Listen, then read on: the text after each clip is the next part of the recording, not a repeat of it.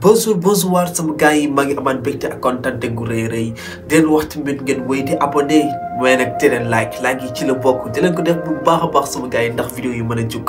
mais commentaire yi lu leen neex rek bind leen ci bu ngeen seetaanee vidéo bi ba mu jeex. gars yi tal bu yàlla tal boo ñëroon mat xamu ko billahi da ngay sonn waaye doo ko mas a fay ki nga xam ne yàlla da koo samp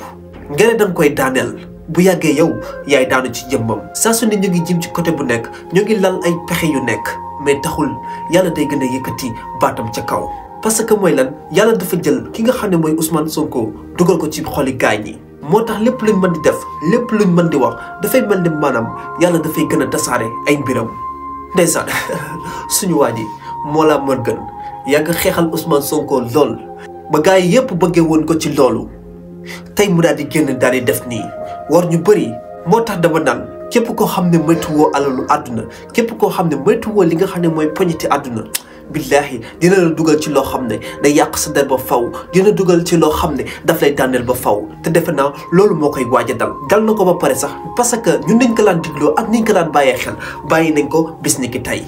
moom nag génnaat na ne day jégalu ne daa juum ndeysaan mais bay way na mbuus ana lan moo tax xalaatoo woon laata nga génne lii ana lan moo tax yow saytuwoo mbir mi yi nga xam ne moom lañ la jox laata nga koy génne nga ko nga gis ne sénégalais yi duñu ay dof nga gis ne sénégalais yi yeewu nañ nga gis ne sénégalais yi ñu jàng kase ñoo fi nekk nga gis ne sénégalais yi duñ gaaw a gëm fekk gis ñu preuve bu leer nga génne waat naan da ngay excuse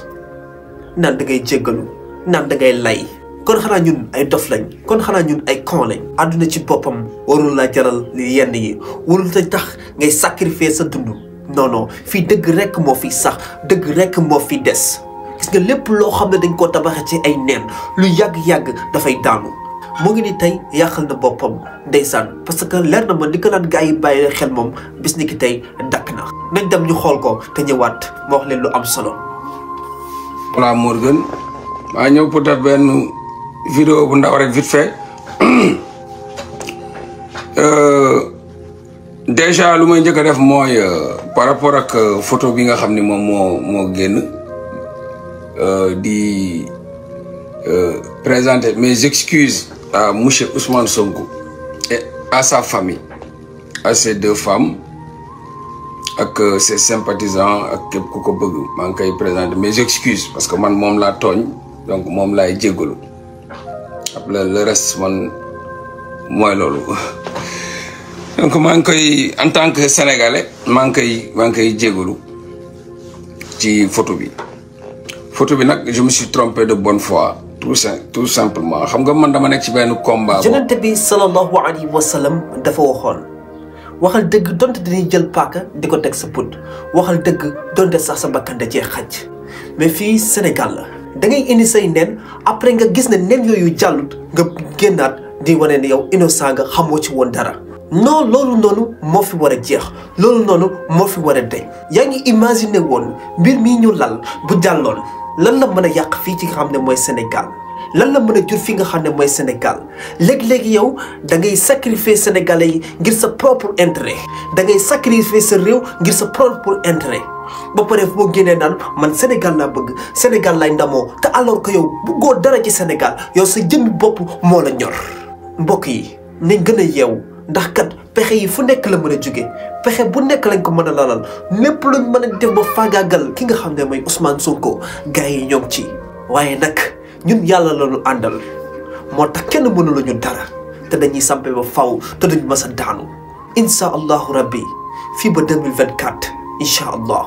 moom si jëmmi boppam nee na dañ koo envoyé li nga xam ne mooy ay audio ak i photo ak i vidéo ne Ousmane Sonko la mais moom lan moo tax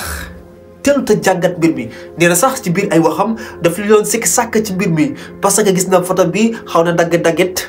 mais pourquoi nga koy dugal yow gis nga suñu photo bii leer na ne du Ousmane Sonko loo tax nga koy dugal bi ko dugalee nga gis Sénégalais yi seen réaction kenn àndut ak yow kenn bëggut li nga xam ne moom nga def nga génnaat nan da ngay jéggalu nga yaakaar ne ñun danañ la ci faale nga yaakaar ne ñun danañ bàyyi xel loolu noonu déedéet defuñu ñoo ngi suñu xel te ñoo ngi suñuy bët di xool di xam li nga xam ne mooy xew ci àdduna bi di xam li nga xam ne mooy xew ci Sénégal xam nga fii Sénégal mooy loolu ku nekk la ñuy dégg li nga xam ne mooy microphone ku xam dara ak ku xamul dara koo xam ne yàqkat la ak kuy defarkat xàmmeewuñu kenn ñoom daal boo ñëwee ne la dénk li nga xam ne mooy microphone bu ko defee ngay belbele di dem rek xamuñ ba xam ay tojaanga ngay wax xamuñ ba xam wax joo xam ne mën naa tasum réew xamuñ ba xam li nga bëgg a génne mën naa yàqum réew xamuñ ba xam lu mu doon mais ñoom nañ génne ñu gagné seen i vie jeex na après mu jeex te koo ci jël ne ko yow bëggoo Sénégal mu daal di mel te alors que du def loo xam ne maanaam day jëmale Sénégal kanam moo tax ma naan nag yow buñ nangu kenn ku ñu fëq di ñu jëmale ci yoon boo xam ne baaxul buñ nangu koo xam ne daf ñuy jëlee ci yoon bu baax bi ñu nekk dañuy jëmale ci yoon bu bon il est temps nag ñoom ñu daal di noppalu parce que sonn nañ jim nañ fu nekk xam naa bii mooy bu dernière bi mais bii dafa luus dafa luus lool parce que fi ñu ko jaaralee ci ki ñu ko jaarale non